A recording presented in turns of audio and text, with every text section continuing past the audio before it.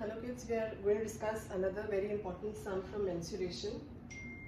A semicircular sheet of metal of diameter 28 centimeters is bent to form an open cone.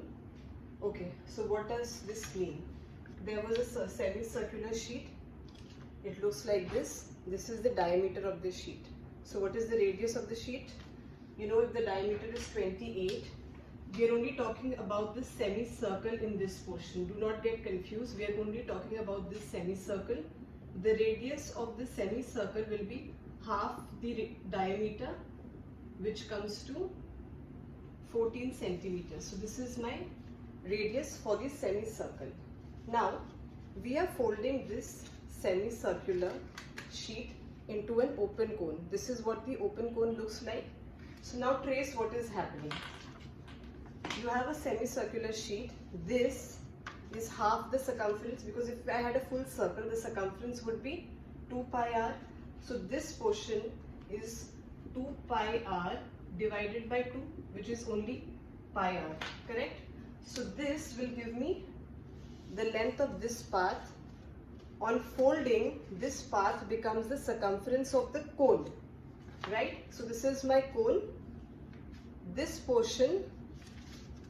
portion has become the circumference of the cone, correct? So let us first find out the value of pi r. It comes to 44 centimeter. Now this 44 centimeter is the 2 pi r of the cone, this portion. So what have we done? This portion of the semicircle is this portion of the cone, correct? So the 2 pi r comes to 44 centimeters for the cone, correct? So on solving this, we can get the value of the radius for the cone. So the radius is coming to 44 into 7 upon 2 into 22, which is 7 centimeters. That means the radius for this cone is 7 centimeters, this being the slant height, correct? This was what? The radius of the semicircle. See how I am tracing this. This radius has become the slant height of the cone. So this portion is basically your slant height, which is 14 centimeters. Using this, you can find the value of h if required. So how do you find the h? The formula is h square is equal to L square minus the radius square. So h square is equal to 14 square minus 7 square. So the value of h comes to 7 root 3. Now we have found out the radius of the cone.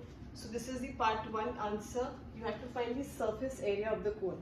What is the formula for finding the surface area of the cone? We are not taking the total surface area because it says open cone. It is self-explanatory, so that means we have to find the curved surface area of the cone. The formula for the curved surface area for the cone will be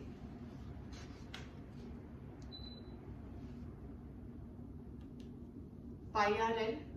So you put all the values in the formula to get the surface area, which is 22 by 7 into 7 into 14.